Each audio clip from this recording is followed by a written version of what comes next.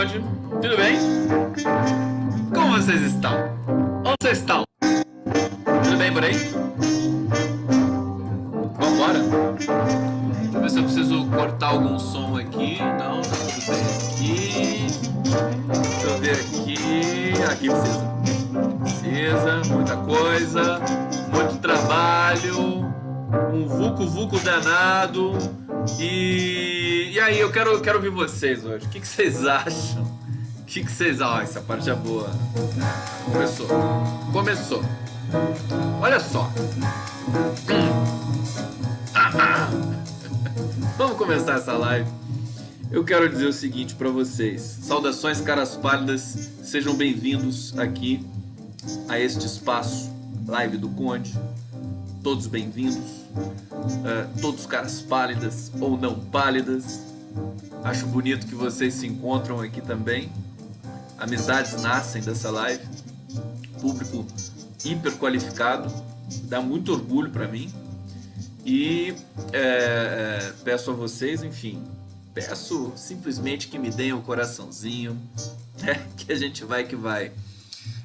Dia interessante, tem coisas, tem novidades para vocês, tem novidades. A leitura, uma coisa a gente não pode reclamar no Brasil de hoje, uma coisa a gente não pode reclamar.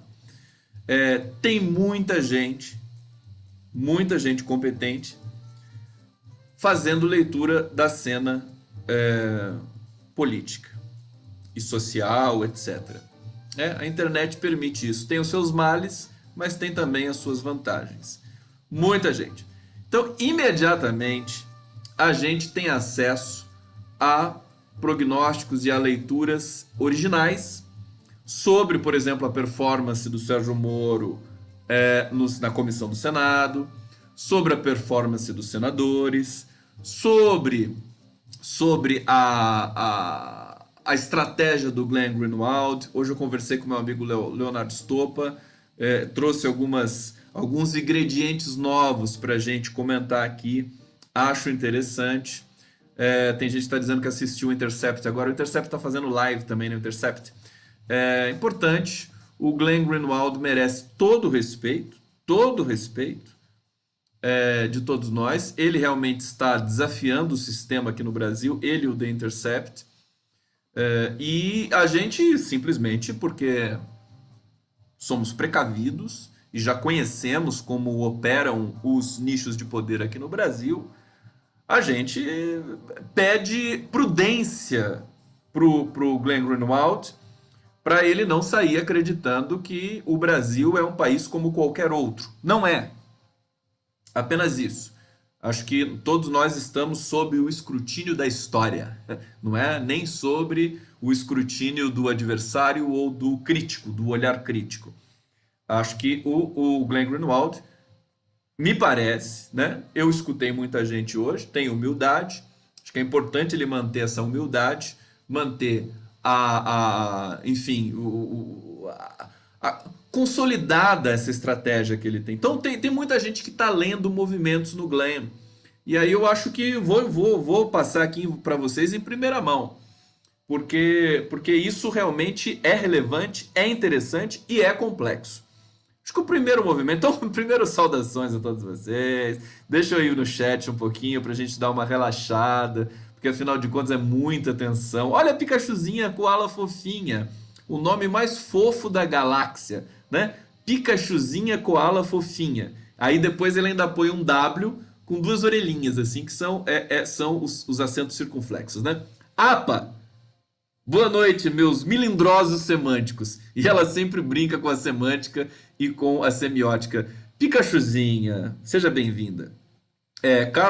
José Carlos Sampaio, boa noite, Santa Maria, Rio Grande do Sul. É nóis. Heloísa Jung. Boa noite, Conde. Mais vazamentos virão quando? Não como aquele track de ontem. Vou falar do track, né? Vou falar. Eu continuo achando o track, mas aí tem de ver o que o Glenn está pretendendo com isso. Esse é o ponto, né? Jailson Romão, cara pálida. Boa noite, cara pálida. Saudações, forte abraço. Forte abraço, Jailson Romão. Aqui tem gente que é sócia, né? Sócia da nossa live do Conde. Deixa eu ver aqui, Lula livre, Gelson Romão fazendo Lula livre dobrado.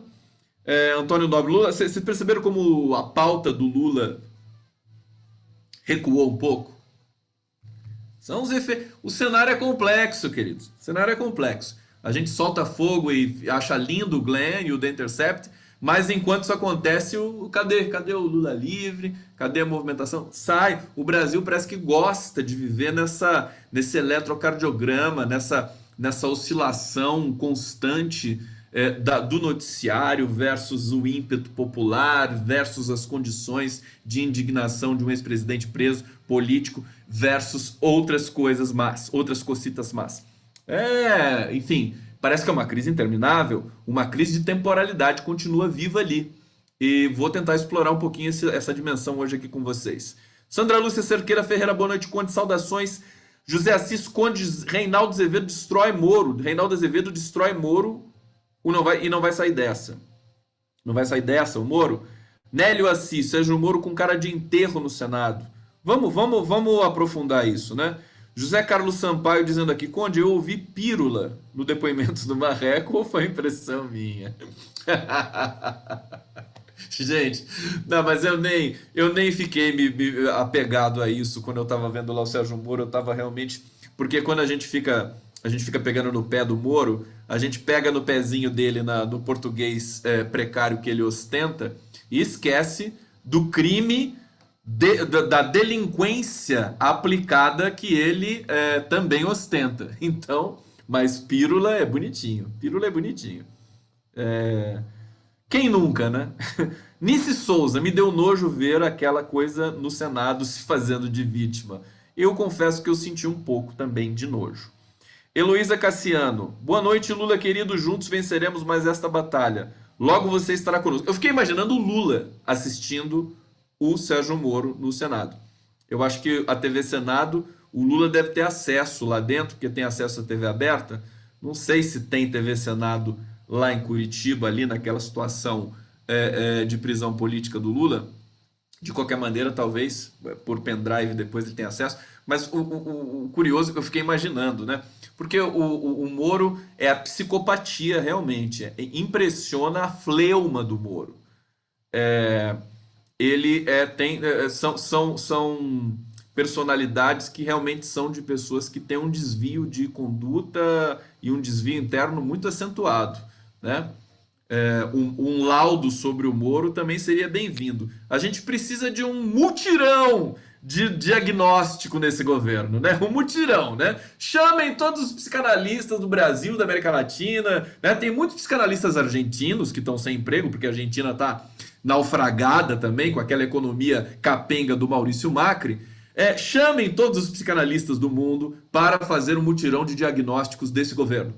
Porque Sérgio Moro, Jair Bolsonaro, os 3 filhotes do Bolsonaro, mais os milicos de pijama que estão ali, o general Heleno, né, que batendo a mão na mesa, tudo mais, pedindo prisão perpétua. Então, tem que fazer diagnóstico, que é assim, psicotécnico, acho que primeiro psicotécnico, depois diagnóstico mais aprofundado, né, fazer também como é que se diz? Aquela que tira tomografia, tem que fazer tomografia no Sérgio Moro. Vai que o cara tem um implante lá também, né? Colocado pelos americanos ali, né? Tipo aquele filme. Vocês já viram aquele filme O Candidato da Manchúria? Assistam, né? Tem uma primeira versão dos anos 60, que é com o Frank Sinatra, e tem uma segunda, que é com o Denzel Washington e com o Liev Schreiber. É sensacional. E é digamos, um thriller, né? Um thriller, um filme muito interessante, que é justamente assim. De o sistema estar instalado dentro de você sem você saber. Você operar para alguma coisa que você não tem a menor ideia, mas você opera em nome de algum outro sistema. No mundo de discurso é assim, né? As teorias da linguagem, do discurso já rastrearam isso muito facilmente, né? É fácil, a gente vê isso todo dia, né? O próprio processo democrático é um pouco assim. Você trabalha, e o próprio marxismo é um pouco assim, né? O trabalhador que, por exemplo, no Brasil, protege o patrão, né? Onde já se viu uma coisa dessa? O trabalhador que rasteja para o patrão e que acha que o patrão está sempre certo e não quer saber dos seus direitos. Eu acho que é uma coisa deprimente, mas você trabalha por uma coisa, é a força ideológica. Mas eu não quero digredir tanto. E eu estou falando aqui, do que eu estava falando? Bom, eu vou continuar lendo aqui e depois eu pego aqui o fio da meada da nossa live, tá? Rudolf Honeycutt Manfred passaram na OAB também. Deve estar falando do Moro aqui. Greta Thunberg Brasil está dizendo: Netflix está cheia de herói fora da lei feito Moro. Agora os do filme salvam o mundo da hecatombe. E Moro coloca o Brasil no caos. Mas isso naturalmente não é com ele. É sim. Bom, gente, vamos lá. Deixa eu começar a resenha com vocês aqui. E vamos falar dessas impressões que eu fui prospectando hoje ao longo da tarde, né? Pouco depois, o depoimento do Moro se alongou, mas enquanto ele corria, as pessoas já iam projetando, escrevendo seus artigos e fazendo as suas impressões. Então, assusta essa psicopatia do Moro, de negar sempre, né, a realidade e negar aquilo que ele próprio disse e fugir de pergunta, como bom político ele fugiu de pergunta.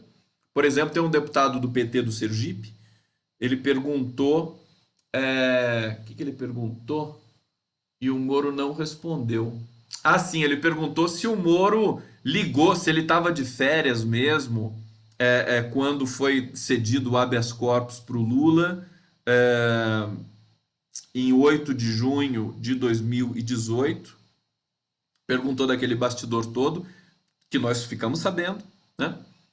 E o Moro, mas ele fez várias perguntas. Aí o Moro respondeu duas muito mal e nem respondeu essa. E o senador tinha até esquecido já que tinha perguntado, ninguém lembra mais de nada, ficou aquela coisa assim, o dito pelo não dito. Bom, o detalhe. Vamos primeiro pro Glenn, né? Vamos ver a estratégia do Glenn Greenwald e vamos tentar entender o que ele está fazendo.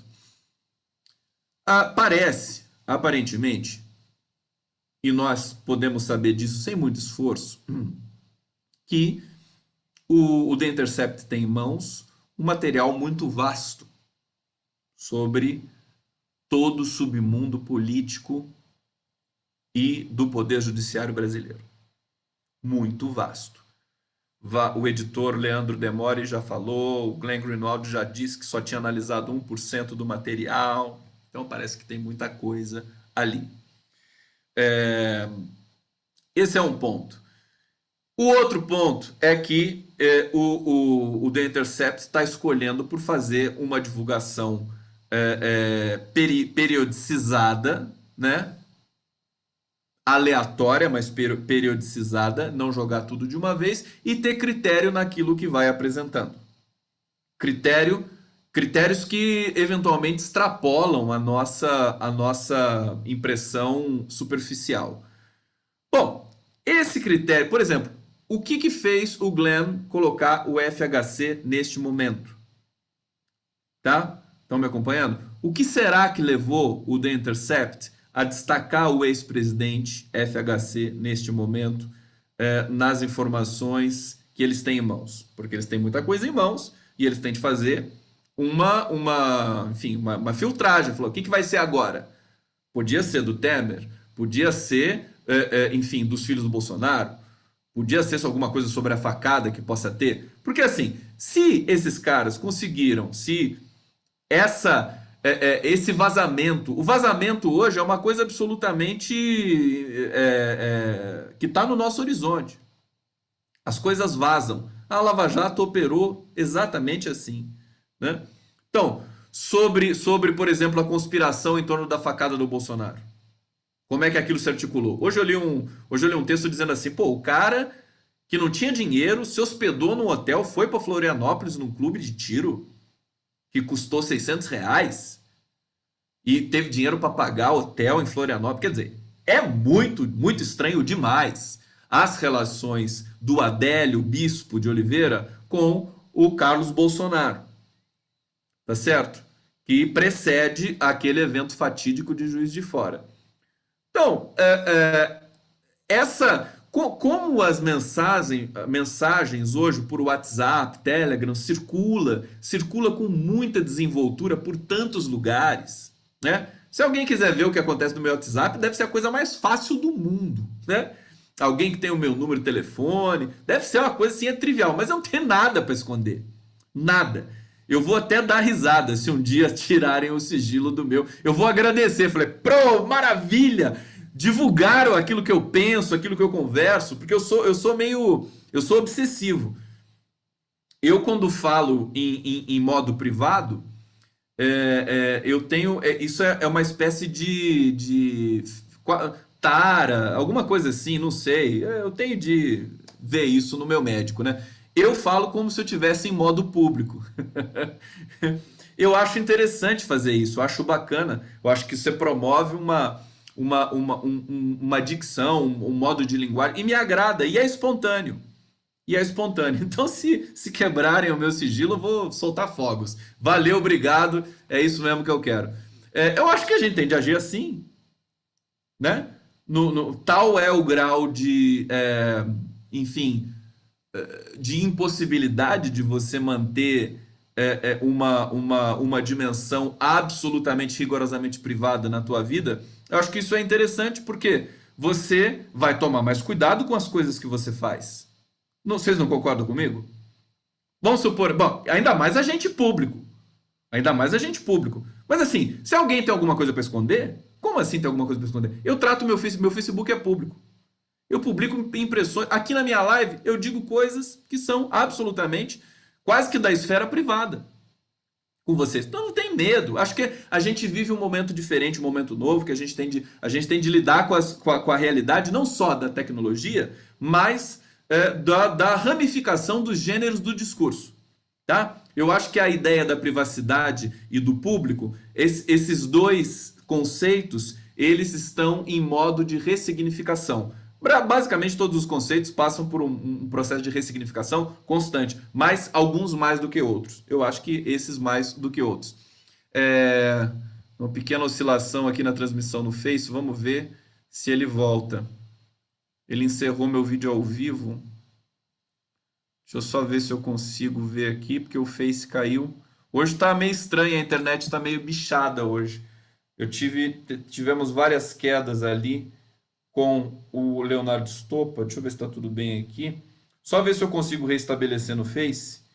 Se eu não conseguir, a gente fica só aqui no YouTube. Só um segundinho que eu vou restabelecer aqui a nossa transmissão no Face.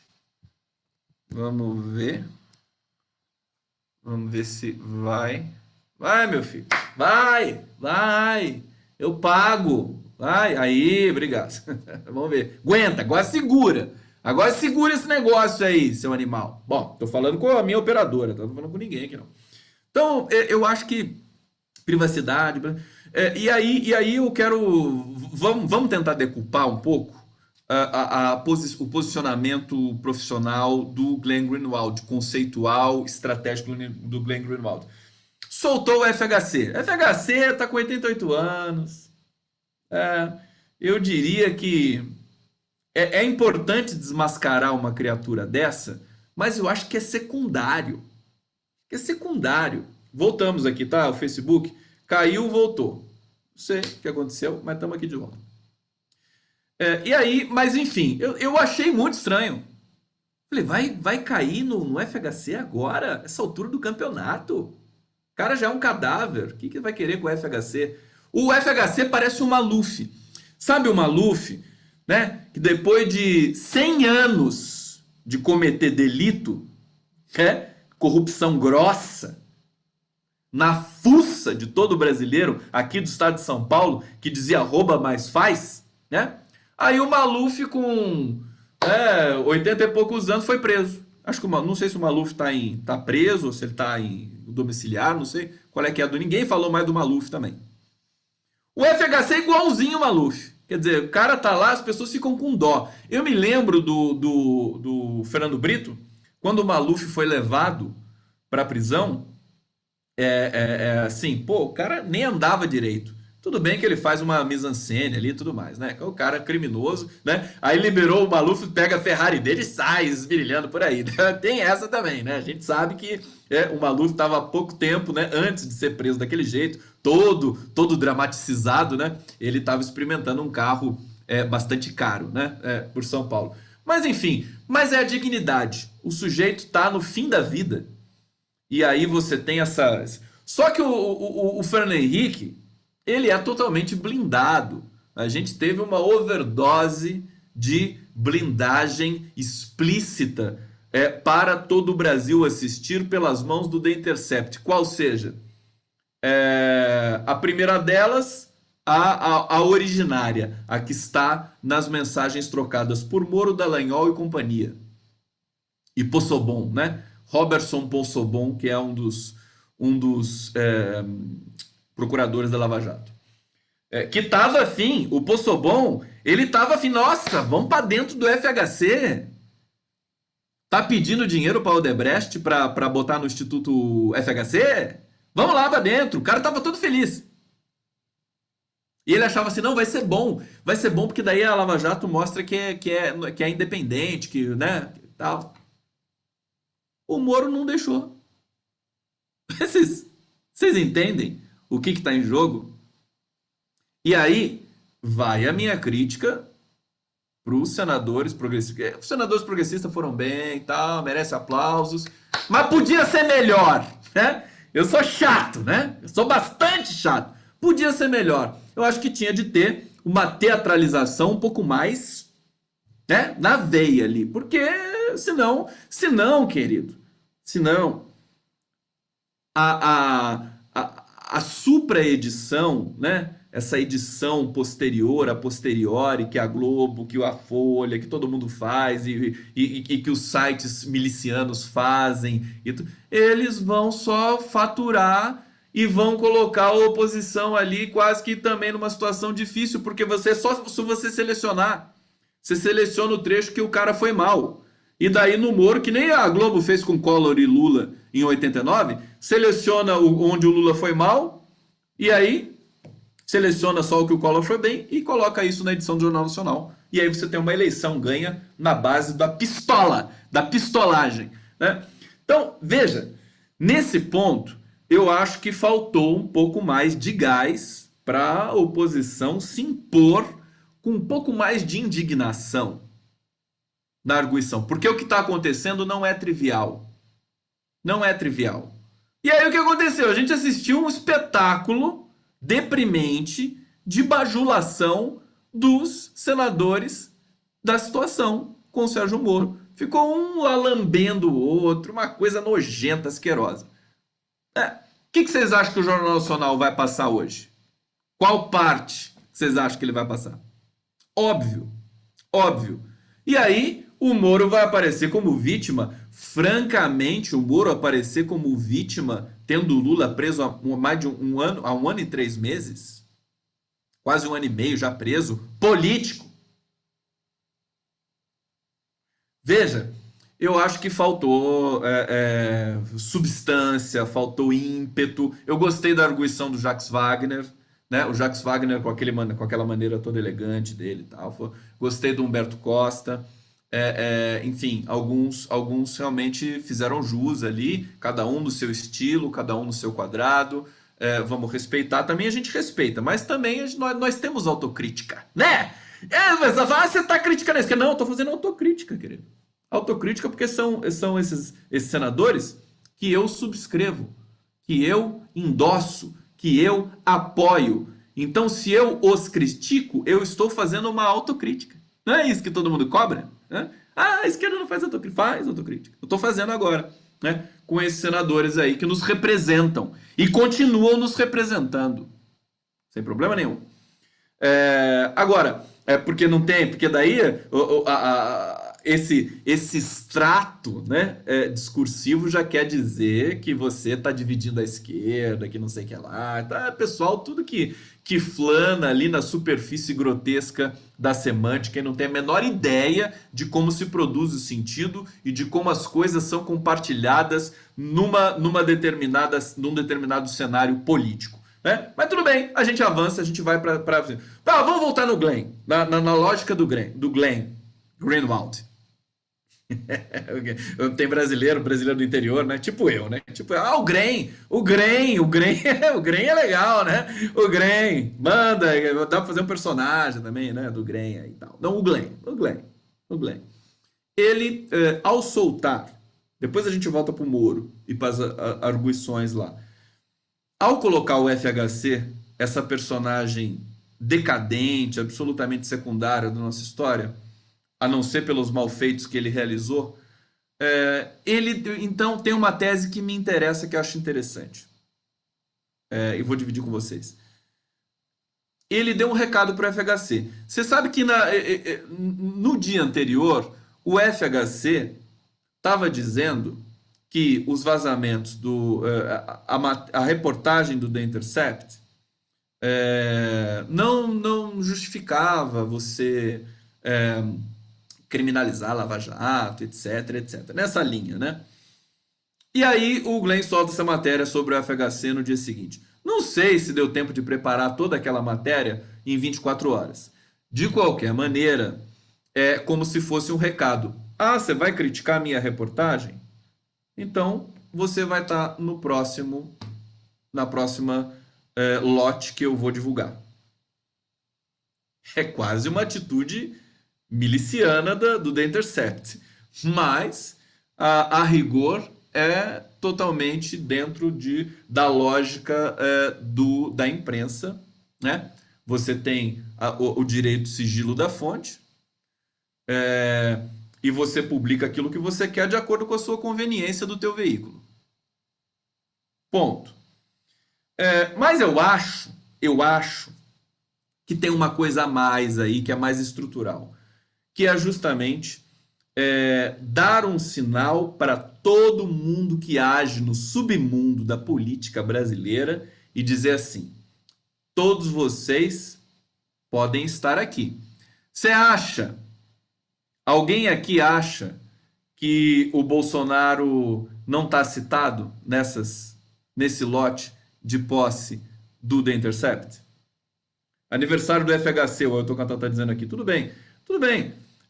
Seria coincidência demais, né? Seria coincidência demais. Foi realmente um detalhe, um requinte de crueldade, eu diria, do The Intercept soltar a matéria no dia do aniversário do FHC.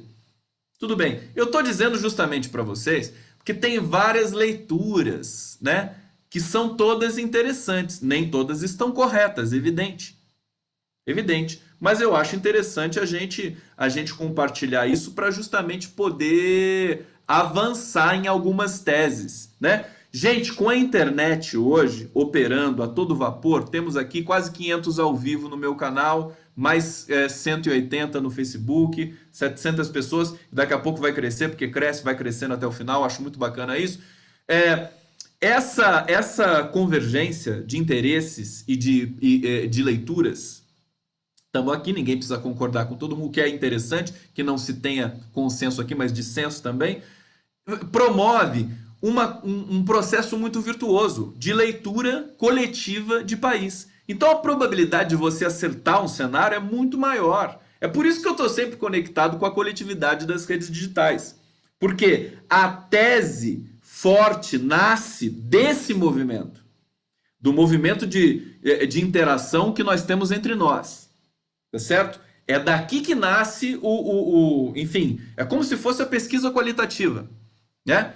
A quantidade de cabeças pensando um mesmo fenômeno, não nos movimentos coletivos meio irracionais, né? Meio que a gente vê por aí também, sobretudo eleitorais, mas do ponto de vista do argumento, do raciocínio, da formulação de teses. O lugar mais virtuoso é o lugar coletivo, onde muita gente pensa e vai debatendo e vai construindo hipóteses sobre como uma coisa acontece e por que ela acontece. Bom, dito isso, uma tese que me impressionou, que parece muito interessante, é essa. O Glenn Greenwald e o The Intercept ambos sinalizam para todo o submundo político brasileiro, dizendo assim: você vai criticar o Intercept, Você vai defender o Moro? O que que você vai fazer? Nós temos aqui material para todos os gostos. Temos para todos os gostos e podemos publicar a qualquer momento. Eles já devem estar preparando já mais um lote. Acho que dentro desse feriadinho aí do Corpus Christi, nós teremos mais alguma coisa aí do The Intercept. Agora não interessa. Uma coisa importante, o que não interessa? É ficar na expectativa do The Intercept o tempo todo. Esse é o detalhe que, por exemplo, o Renato Giannini Ribeiro rastreou e identificou na posição do Glenn Greenwald. Ele se tornou o senhor do tempo, tá? Então, ele tem informações e vai desovar no momento em que ele achar o timing mais preciso para desovar do ponto de vista da estratégia e da repercussão que ele possa ter. Agora, tem uma outra coisa que está acontecendo nesse momento que já são teses minhas, aí eu vou botar uma musiquinha aqui para a gente fazer a transição. Cadê minha música? Cadê a música para fazer a transição aqui? Ah, bom. Vamos lá.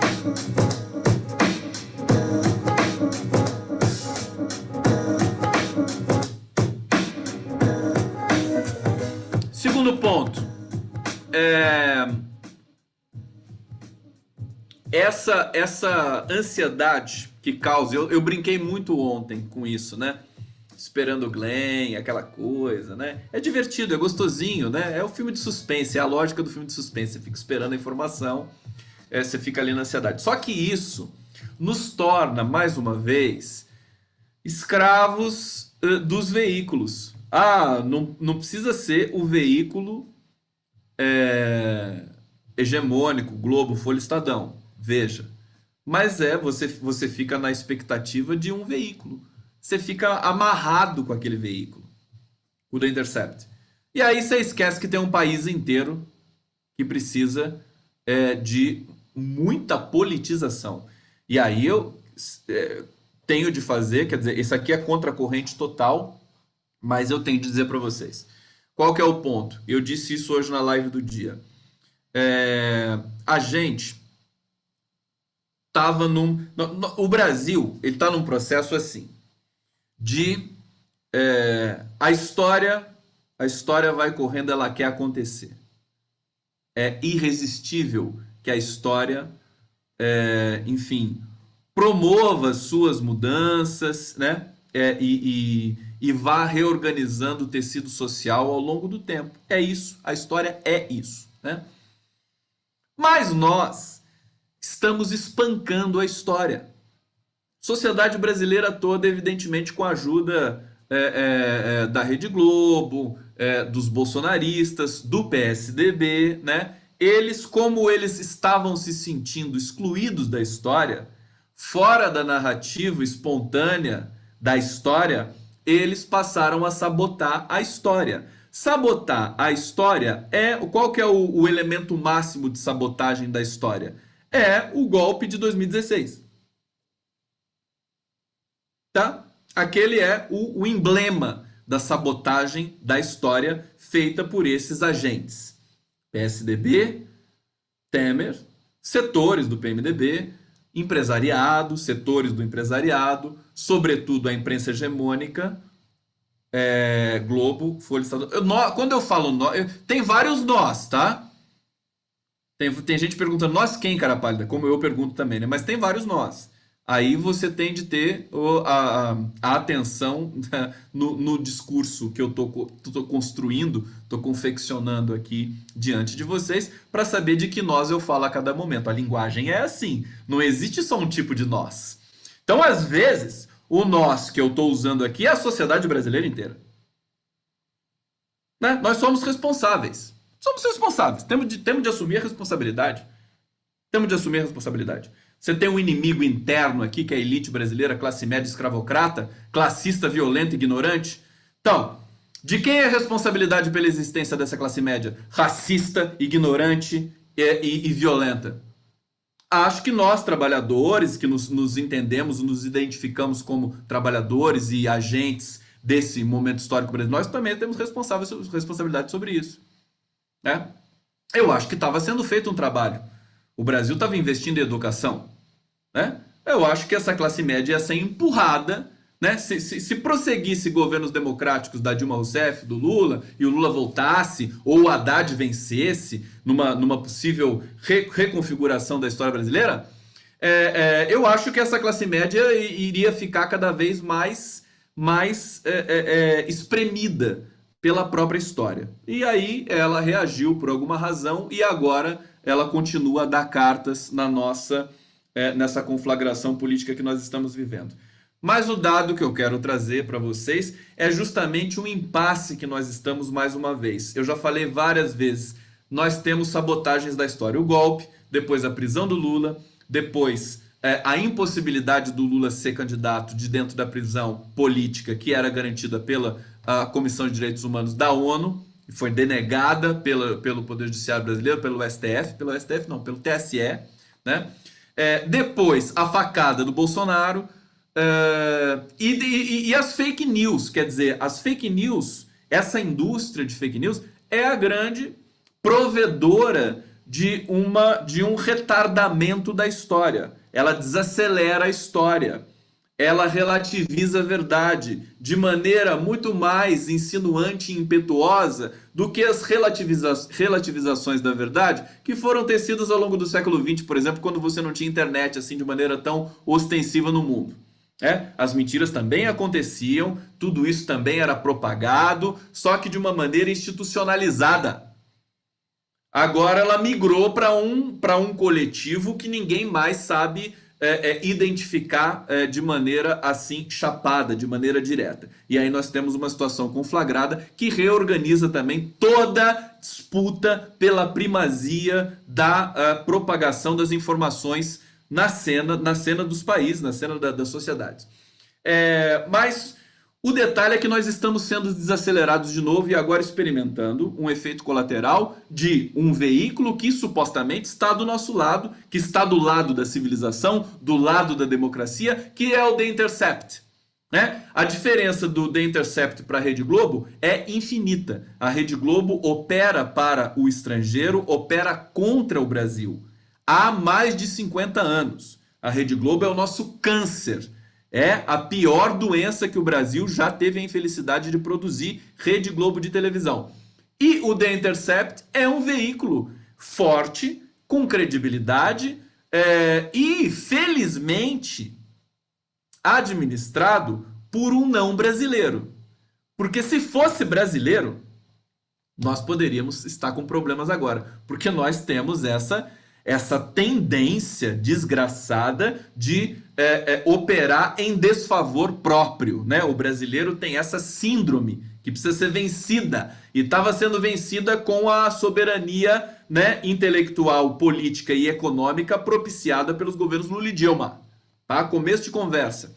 Então, nós estamos no momento de ruptura de novo. Por quê? Porque essa reportagem que dura no tempo, essa reportagem que, segundo os próprios editores do The Intercept, pode levar um ano, né? Um ano de reportagem, ela retira, em parte, o protagonismo que estava sendo construído pelo discurso do Lula e pelas manifestações do trabalhador no Brasil, que vem sofrendo demais. Então, percebam que nós estávamos construindo uma pauta contra a reforma da Previdência, uma pauta em defesa da educação, uma pauta dos direitos trabalhistas, uma pauta fortemente política, que é a pauta mais poderosa. Ela é mais poderosa do que qualquer vazamento, caras pálidas, porque ela tem profundidade social, ela se alastra e ela é consolidada. Matérias que são vazadas por veículos, sejam eles de inclinação, de orientação mais à esquerda ou mais à direita, elas são efêmeras. Elas podem repercutir ou não. Esse é o ponto. Então eu estou vendo mais uma vez a história sendo sabotada agora de maneira involuntária por um movimento massivo no mundo da mídia, da mídia. Então fica todo mundo esperando a próxima reportagem do Glenn e baixa a guarda no seu escudo político, na sua compreensão de país. Eu estava dizendo o seguinte, vocês estão me acompanhando? Eu estava dizendo o seguinte, o que o Lula vinha fazendo com as suas entrevistas, a repercussão das entrevistas do Lula, toda semana ele dá uma entrevista e toda semana ele traz as informações que o Lula traz numa entrevista são muito mais densas do que qualquer divulgação de mensagens trocadas por Telegram. Me desculpa, mas assim, eu não tenho de pedir desculpa porque eu tô fazendo uma análise. Eu não tô julgando, não tô falando que o Glenn tá fazendo coisa errada, eu não tô falando nada disso. Eu tô fazendo uma análise estrutural da nossa realidade simbólica política, na esfera da linguagem. Então, vocês percebem que desde que o The Intercept apareceu com essas matérias, a palavra do Lula foi desaparecendo do nosso dia a dia? A palavra do Lula, que tinha sido embargada de maneira criminosa por essa mesma justiça, ela vinha trazendo de volta um movimento de politização e de conscientização muito mais poderoso do que você chegar e esfregar na cara do brasileiro, queridos, as mensagens trocadas pelo Deltan Dallagnol e o Sérgio Moro. Por quê? Porque o Lula articula o sentido, o Lula invoca cifras históricas de percepção de mundo e de país. O Lula evoca sua própria história, ativa a memória do brasileiro. Os vazamentos do The Intercept, a Vaza Jato, não ativa memória nenhuma. Então, eu quero dizer o seguinte, mas o que a gente faz então? Se mata? vai embora nado para a África? Não, eu acho que nós temos de analisar a cena para poder produzir os julgamentos corretos e poder produzir as respostas corretas. Que nós estamos vendo outro embate, nós estamos vendo a nossa atenção migrar para outro lugar e o brasileiro está trabalhando lá, não está nem conseguindo acompanhar isso, vocês sabem disso. Vocês sabem que quem acompanha de perto tudo que está acontecendo nessa cena do The Intercept, no Lula e tudo mais, somos nós que estamos aqui na internet, somos nós que temos... eu trabalho com isso, tem gente que trabalha também com isso e que tem tempo e disponibilidade e que gosta do assunto, porque nós temos também o brasileiro desinteressado. Esses dias eu falei, não gosto de política. Né? Tem cara assim, não gosto de política. Não gosta. O cara não gosta de si próprio e ele não gosta de política. Ele acha que ele vai viver bem, pagando as contas dele e tudo mais, tal, bonitinho, quietinho, né? E não quer se envolver com política, não quer nem saber. O Bolsonaro, para ele, ele não quer, nem fala, que ele se sente mal. Se você falar o nome do Bolsonaro para uma pessoa que diz para você assim, não gosta de política, a pessoa vai se sentir incomodada, ela vai te criticar. Falar, escuta, você está falando de eu não gosto de política. Tá? Então, o cenário é complexo. Eu acho que nós estamos agora experimentando um novo ciclo de sabotagem. A história realmente agora ela deu uma desacelerada de novo. Ela estava em curso. O Lula, com o trabalho dele de formiguinha, de estar dizendo o tempo todo, chamando atenção para isso, falando da soberania, falando do meio ambiente, falando da política econômica da Dilma, falando da política econômica dele mesmo, falando da relação dele com os chefes de Estado do mundo todo, trazendo essa memória ativa para todo mundo, agora, de repente, se esvazia em nome de uma narrativa que nós tampouco sabemos como vai ser desovada, como vai ser organizada. E aí eu volto a repetir, todo o respeito do mundo ao Glenn Greenwald. O cara é porreta, o cara é corajoso, o cara tá indo para cima do maior câncer que o Brasil já construiu na sua história, que é a Rede Globo de televisão. Mas nós não podemos esquecer da dimensão política de tudo isso. Esse é o dado, ficar escravizado por essa coisa do vazamento, da fofoquinha, e não sei, claro que revela a verdade, mas é um dispositivo que foi caro ao PSDB, que foi caro à própria Lava Jato, que são entidades criminosas, que nós já estamos sabendo disso. né, ao próprio bolsonarismo, na produção de fake news. Todo esse processo está ativando a indústria de fake news, mais uma vez, do bolsonarismo. Ativa, porque as pessoas sabem que o campo de batalha passa a ser de novo a cena digital, porque o The Intercept é um site, não é um jornal físico, nem uma TV aberta. Mas mesmo se fosse, seria a dimensão da informação nas plataformas que são tecnológicas. Tá certo? Então, eu acho que o cenário complexo não é para os fracos, né? Esse aqui, o Brasil é para os fortes, né? Não é para amadores, não é para profissionais, não é para ninjas, não é para alienígenas. O Brasil é para os fortes. Fortes, tá? Vamos lá. Acabou a música? Puxa, eu acabei de colocar você e você acaba assim. Vamos lá, porque eu quero fazer mais uma transição para o momento final da nossa live. Tá começando mais uma música, ó. Vazamento. Live do Conde aqui no canal do Conde. Por favor, inscreva-se no canal do Conde. Deem o like pra mim. Mandem coraçõezinhos. Deixa eu vir aqui pro chat. Vou ler mais um pouquinho vocês. Vamos ver como é que tá meu Ibope aqui. Vamos ver se vocês estão entendendo o que eu tô falando. Olha só. Vamos aqui, dá licença. Vou pedir licença para ler vocês aqui.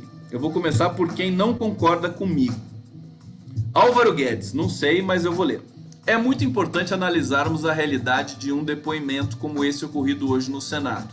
Se continuar nesse ritmo, não adianta esperar uma decisão do STF, que uma decisão do STF beneficie ao Lula, porque não acontecerá. Obrigado, Álvaro. Irmã VAP, não acho não, Conde. As informações do Glenn geram fatos. O Lula, convencimento. Temos que ter mais dos dois. Eu disse isso. Todo respeito ao Glenn, eu acho que a gente não pode colocar todas as fichas na reportagem do The Intercept. Acho que a gente não pode deixar o trabalho do Lula de conscientização política se perder. Estou dizendo a mesma coisa que você com outras palavras. Débora Cardoso está dizendo: Conde querido, as mensagens são só um veículo para desconstruir a imagem imaculada que as pessoas mais pobres têm. Funcionou, mas deu uma fraquejada aqui no meu círculo social. Sim, o Moro tá sendo erodido. Ele tá perdendo popularidade. Aliás, vocês percebem que o Bolsonaro tá todo feliz? Porque a pressão em cima dele foi toda pro Moro agora. O Bolsonaro tá quieto agora, ninguém tá incomodando o Bolsonaro. Ele tá tendo uma semana de respiro. Tá renovando as energias das baterias. Efeito colateral, né? Efeito colateral da matéria que destrói o Sérgio Moro. E evidentemente o Sérgio Moro caiu a popularidade, está muito mais fraco. Realmente acho que ele não vai aguentar, mas está aguentando até agora. E a Globo, a Folha e o Estadão estão se organizando para saírem já saíram em defesa do Sérgio Moro, claramente, né? Rodinei Pinto, concordo, Conde. A palavra do Lula estava incomodando muito mais o governo golpista. Não é? Não é? Temos de ter esse cenário e não perder essa narrativa novamente. O Lula estava incomodando demais. O general Heleno estava batendo a mão na mesa. Ele não bateu a mão na mesa com a matéria do Intercept, mas bateu a mão na mesa com o que o Lula falou. O Lula, querido, o cara é gênio. Ele é mais poderoso do que qualquer lote de vazamento reunido. Dá licença, porque disso eu posso falar para vocês claramente. A palavra do Lula é muito mais potente do que qualquer... Você pode pegar o Wikileaks inteiro. Pega a palavra... É diferente. Você tem uma dimensão totalmente... É um infinito de diferença. Por quê? Porque o Lula tem outra relação com o sentido... outra relação com a história, e as consequências que ele provoca com a palavra dele são muito mais poderosas do que você pegar um caminhão de lote de vazamento aí de qualquer submundo da República, porque fica aquela coisa, falar, deturparam a mensagem, fica aquele disse não disse tudo mais. A palavra do Lula não, a palavra do Lula é aquilo e acabou, é argumento. Se você quiser disputar sentido, vai pro argumento. E quem vai para o argumento com o Lula? Ninguém, né? Bolsonaro correu que nem um cachorrinho com medo. Olha só Vou ler mais alguns aqui. Dora Rosa Cruz dizendo, Glenn, o Conde, o Glenn já tinha as informações quando entrevistou o Lula? Não sei. Isso eu não sei dizer. Tem gente que diz que sim, tem gente que diz que não. Eu acho que não. Eu acho que não. Acho que ele chegou a falar que recebeu o material no dia 6, que chegou às mãos dele no dia 6. Helena dizendo aqui, Glenn precisa soltar bombas atômicas rápido, antes que a Globo, o Modo e o PSDB, o Moro e o PSDB virem o jogo. Eletra Silva concordando comigo aqui. O Conde tem razão, mas o Glenn tem provas. Tudo bem. Magdali Alves Mag. Conde, temos de ressignificar o tempo, as consequências, a linguagem, porque agora tem muita gente em choque. Vamos ver aqui. Tem gente perguntando aqui. O 247 ia fazer uma entrevista com o Lula, porque não foi? Querido, nós estamos na fila. Não tem nada, enfim, o Lula e a equipe dele avaliam o momento de dar entrevista para o veículo tal, a hora que eles acham o timing perfeito. Ainda não saiu, nós entramos com pedido e tudo e não saiu, mas não tem nenhum mistério isso, né? Eles têm uma lógica que nós respeitamos profundamente. Diana Vilmar Azevedo, Estopa falou que Moro está perdendo gás. Eu fiz esse hangout com o Léo Estopa, né? Fernanda Scherer, que saudade! Porto Alegre, tá tudo bem em Porto Alegre, Fernandinha? Um beijo, saudade de vocês. O fizeram não gostar de política. Fizeram quem, Fernandinha? Não, agora perdi o que você disse aqui. Glaucio Maria Santos, fórmula, Glenn vaza, Lula fala como der e nós nos manifestamos nas ruas. Eu acho que esse movimento se perdeu um pouco agora com esse novo cenário que o The Intercept colocou diante de todos nós brasileiros. Torcendo, tá frio em Porto Alegre, Claudete Henrique, valeu. Torcendo para que a gente saiba lidar com essas complexidades. Eu, sinceramente, tô sentindo o Lula voltou da entrevista depois de um ano e um mês proibido de falar e depois de 40 anos de estar sempre presente na cena pública do debate no Brasil. Voltou a falar, agora desacelerou. Eu já sinto falta. Como observador, como alguém que está acompanhando o que está acontecendo com o Brasil. O Brasil é muito conectado, o Lula é muito conectado com o Brasil todo e com a história. Se ele se resguarda um pouco, nós temos consequências aqui fora. Então, eu acho que o que nós temos de observar nesse momento? Enfim, não tratar, em primeiro lugar, uma coisa que eu vou fazer particularmente, ser como é que é o São Tomé, né? O São Tomé que só acredita vendo, né? Com relação do Intercept, publicou, beleza, mas a gente não pode ficar naquela pilha. Ai, o que vai ser essa semana? Quem que vai estar lá? E não sei o que. Senão a gente vai perder a consciência que nós estamos construindo desde o golpe. A gente vai cair naquele frisson, naquela coisa que é muito golpista isso, né? Aquela coisa assim de ficar só esperando, né? Aquela coisa é meio fake news, é aquela coisa da fake news, tal. Você fica no frisson de esperar uma informação e para de agir, Quem nos move para ação é o Lula. Esse é o ponto básico.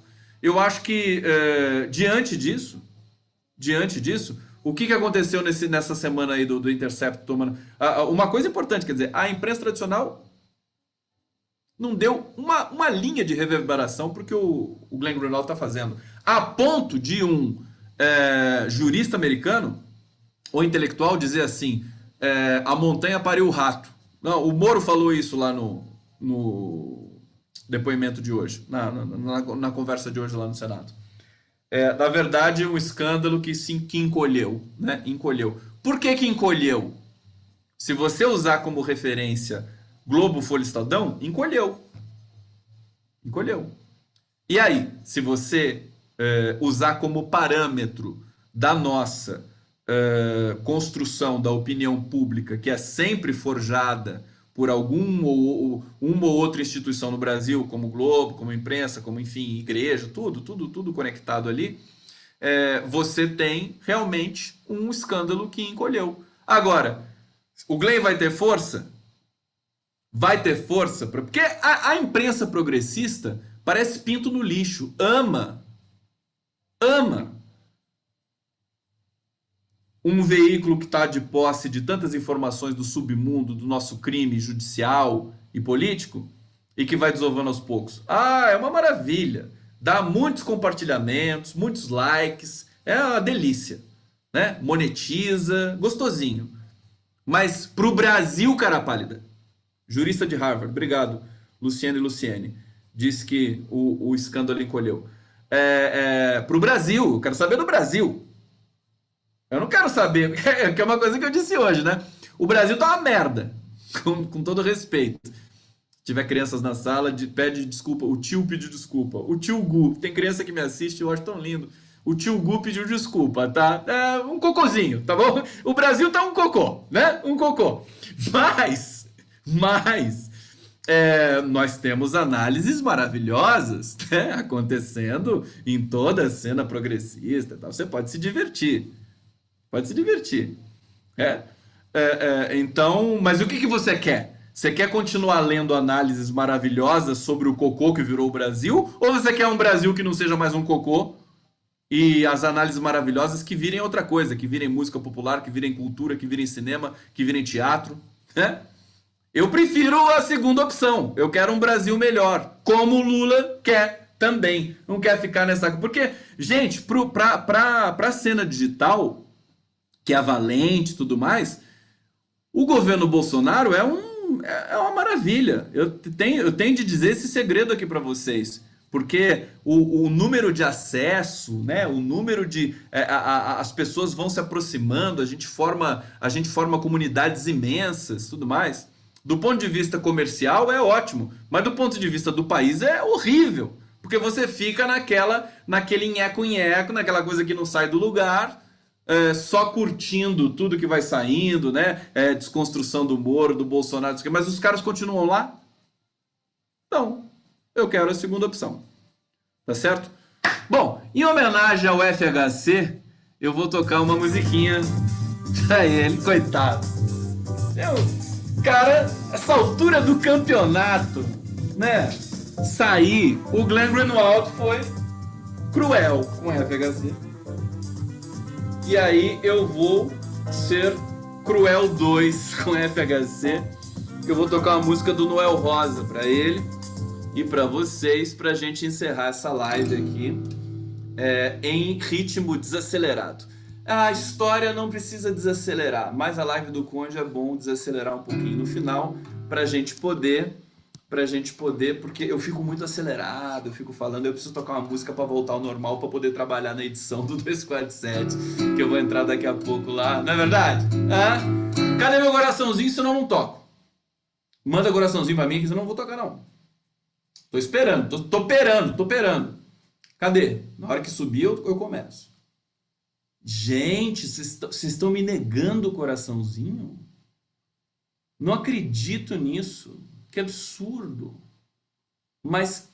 agora sim. Então vamos lá.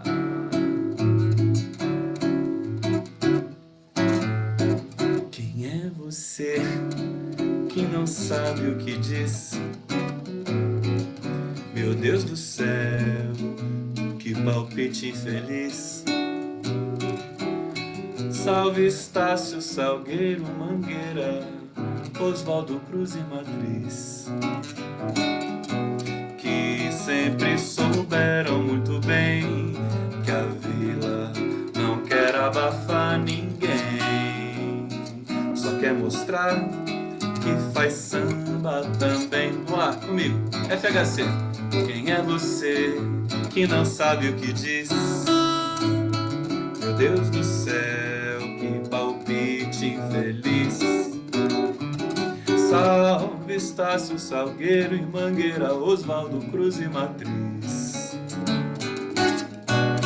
que sempre souberam muito bem que a vila não quer abafar ninguém, só quer mostrar que faz samba também. Fazer poema lá na vila é um brinquedo, ao som do samba dança até o arvoredo. Eu já chamei pra você ver, você não viu por porque não quis. Quem é você que não sabe o que diz? Quem é você que não sabe o que diz? Meu Deus do céu, que palpite feliz. Salve Estácio, Salgueiro e Mangueira, Oswaldo Cruz e Matriz, que sempre souberam muito bem que a vila não quer abafar ninguém, só quer mostrar que faz samba também. A vila é uma cidade independente que tira samba, mas não quer tirar a patente. Eu já mandei você dizer, você não viu porque não quis. Quem é você que não sabe o que diz? É isso, muito obrigado, Noel Rosa. Noel Rosa, a canção da década de 30 é Palpite Infeliz. Um beijo muito grande para todos vocês e até a próxima live do Conde. Vamos politizar, vamos voltar à energia do Lula, que estava nos deixando tão poderosos mais uma vez, e eu acho que ele vai retomar essa narrativa também. Um beijo para todos vocês, até a próxima live do Conde. Valeu, obrigado pelos coraçõezinhos, muito obrigado, valeu, gente.